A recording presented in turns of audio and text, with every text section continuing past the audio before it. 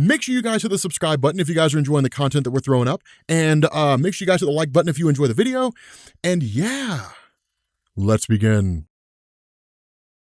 What's going on, guys? This is Rob, and today on our Beyond Omega level video, we'll be focusing on Venom. Now, that might sound odd to a lot of you who know that Venom, as he traditionally is depicted, is nowhere near being an Omega level threat, much less Beyond Omega level. But today, we're talking specifically about Venom as he appears in Venom the End, a one-shot written by Andrew Warren and drawn by Jeffrey Cruz, and published in January of 2020. And if you guys have not read this, it's absolutely insane, but it's also pretty awesome. But we'll get to that here in a little bit. Now, as we always do, we'll briefly go over the origin of Venom before we get into this specific version. So, the Venom that we're all familiar with was created by David Michelini and Todd McFarlane and debuted in The Amazing Spider-Man number 300 in 1988. Now, originally, the origin of Venom was that the black suit Spider-Man received during 1984's Secret Wars crossover was actually an alien symbiote that bonded to Peter Parker. And after being rejected by Peter, the symbiote bonded with Eddie Brock, creating the villainous Venom. Later, however, Venom's origin would be changed so that he was actually created by the God King Null with an army of other symbiotes, and that he had actually bonded with a Kree soldier named Tel-Kar before he had ever encountered Peter Parker. But in this normal state, Venom's powers include all of Spider-Man's abilities like wall crawling and web slinging due to its contact with Peter Parker, and is also able to escape detection of Peter Parker's spider sense. He's also capable of shape-shifting, size alteration, camouflage, telepathically communicating with its host. And additionally, the physical attributes of the Venom symbiote's host are greatly augmented. But absolutely none of that has anything to do with why Venom is beyond Omega level in the story Venom the End. So let's just really get into what happens in this ridiculous story. So the story starts out by saying that it is the final Venom story, and it occurs 1.8 trillion years after the Venom symbiote first bonds with Eddie Brock, and at the time when all biological life in existence is about to go extinct. Now, we are told, as we've seen in Donny Cates' Venom run, that the Venom symbiote contains all the DNA of each of its previous hosts. This database, which is referred to as a tesseract, is effectively endless in its capacity, which will come into play later on in a big way. I don't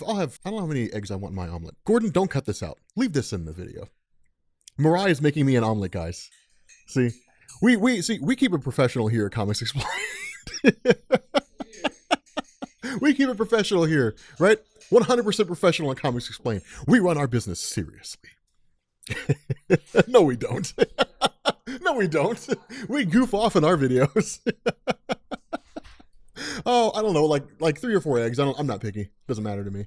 But before we move on, I want to clear up any confusion that the reference to a tesseract may cause, as some people may have chosen to refer to this version of Venom as Tesseract Venom. Now, when you hear the word tesseract, you probably think of the artifact of the Marvel Cinematic Universe that was effectively the cinematic counterpart of the Cosmic Cube from Marvel Comics. That is not what's being referenced here, and the term just refers to the 4-dimensional nature of Venom that allows the symbiote to house a limitless genetic codex within itself. But anyway, as the story progresses, we see that although the Venom symbiote has had thousands of hosts, it develops an extremely strong attachment to one of them in particular, Eddie Brock. To that end, as Eddie's body begins to die, the symbiote began replacing his organs with replacements made from its own anatomy, expanding Eddie's lifespan to hundreds of years to the point that he was the last human on Earth. Now, that statement begs the question, why is he the last human if this is only hundreds of years into the future? Well, what we end up seeing is that an arms race between alien civilizations such as the Kree and the Shi'ar ushered in an era of self-replicating nanoweaponry called the artificial superintelligence that traveled from solar system to solar system, eliminating all organic life in each of them. And so, in an effort to preserve biological life, Venom tries to convince his fellow symbiotes to save their respective hosts to begin a new civilization, but was unsuccessful in doing so. Their disagreement resulted in a war between the symbiotes, a war that left Venom as its only survivor. Now, with the rest of the symbiotes gone,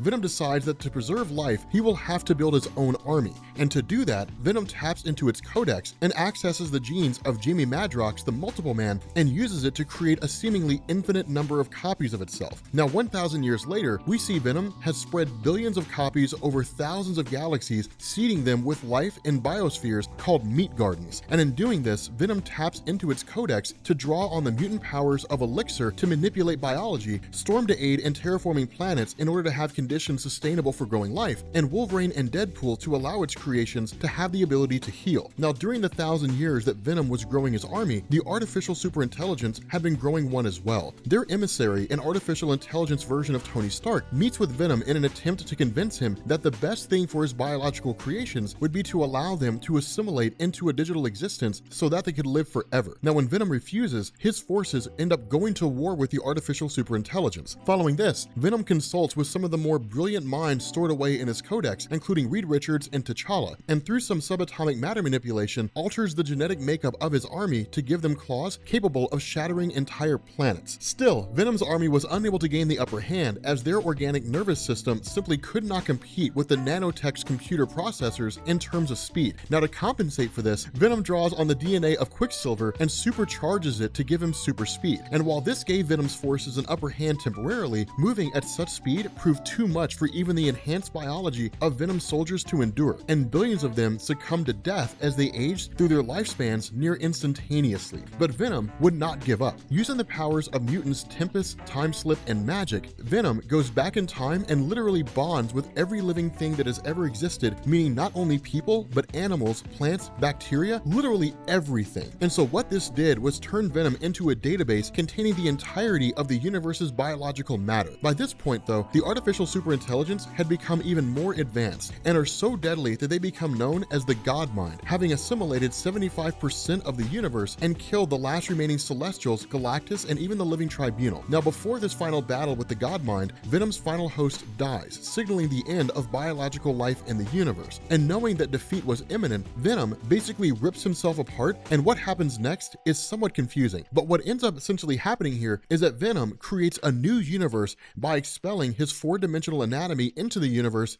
that destroys the fabric of space and time. Now, yeah, I know, that doesn't really make a whole lot of sense, but I told you, this is basically going to be crazy. But the important thing is, Venom sacrifices himself to create a new universe where all the organic life that Venom carried in his codex is returned to life, and all of it even placed in its proper position in the time stream by Venom's ability to alter time. And so basically, Venom recreates the universe in the exact way it had existed before the artificial superintelligence destroyed it. And according to the artificial Stark intelligence, the God Mind resolved to not repeat their extinction event in this new universe and would leave it as a nature preserve of sorts for biological life. So yeah, totally bonkers stuff. But essentially, this version of Venom is way beyond Omega level. In fact, he's basically a beyond Omega level character. He's insanely powerful. Not only does he have the power of seemingly every mutant that ever existed, he's able to create life, manipulate matter, and travel through time. Even the beings that he created are at least Omega level, which each of them having the ability to destroy planets. Venom is effectively immortal, having lived for over 1 trillion years, and was able to create a new universe and manipulate the reality within it.